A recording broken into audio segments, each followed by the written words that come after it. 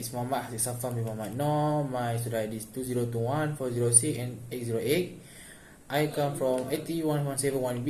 I come from aquaculture course in Faculty Plantation and Agrotechnology. So right now, I will explain to you guys about subtopic protectionism in topic international trade in HR 113 Introduction to Economic of Agricultural Production.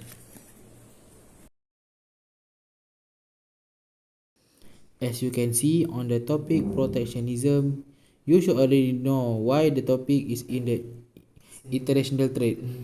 It means a policy or a requirement need for other country before trade with a country for economic or non-economic purpose. It's like a barrier for a country before letting in other country.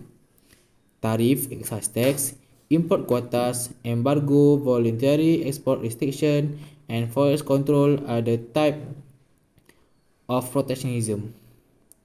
For this, I will explain it later. So, for now on, I will continue with reason for protectionism. The first one is infant industry. It's like a baby. New domestic industry are still new and still not ready to compete with established foreign competitor. They need high cost, need more time, and need to find technology that is suitable with their industry. So government need to give them space so they can grow. The next one, employment. Other than local product, we also have import product.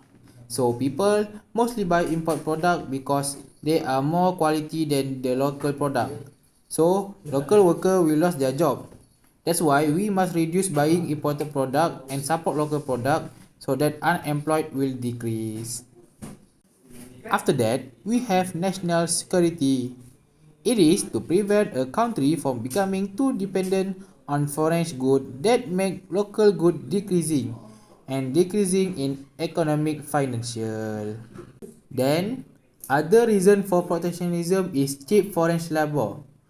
Malaysian producer cannot compete with lower producer country because of their lower wage rate but need to compete with higher producer country. And lastly, anti-dumping. Dumping is selling in another market at a price that is lower than the price in the country's home market. Why someone do that? It's because they want to gain global monopoly and get rid of other competitors and products that are unsold and surplus. We move to the next one. There are 5 types of protectionism. Firstly, tariff. It's an excise tax on import product. The function is to gain revenue or to protect domestic firms. There are 2 types of tariff: revenue tariff and protective tariff. Revenue tariff is a product that is not produced domestically, and protective tariff to protect domestic producer. Next is import quotas.